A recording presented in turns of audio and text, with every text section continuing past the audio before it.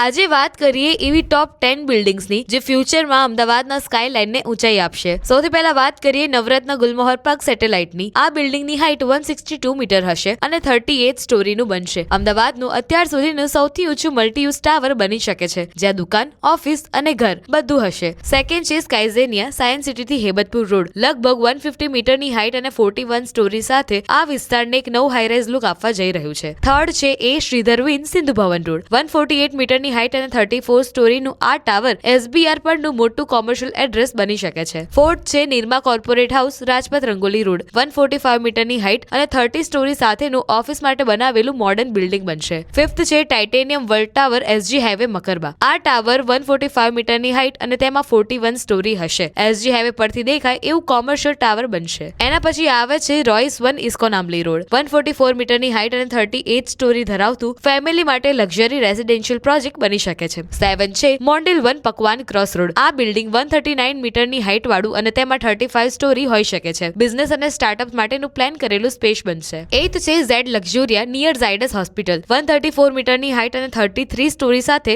શાંત વિસ્તારમાં luxury હાઉસનો best option બનશે. 9th છે મારુતિ 360 ઇસ્કોન ક્રોસ રોડ. 133 મીટરની હાઇટ અને 35 સ્ટોરીનું આ ટાવર કનેક્ટિવિટી અને બિઝનેસ બંને માટે બેટર બનશે. 10th છે the sovereign Thaltej Shilaj overbridge પાસે. 130 મીટરની હાઇટ અને 37 સ્ટોરી ધરાવતું નવા વિસ્તારનું પ્રીમિયમ રેસિડેન્શિયલ ટાવર બનશે. આમ આ તમામ ટાવર મળીને અમદાવાદને એક નવી ઊંચાઈ અને ઓળખ આપી શકે છે.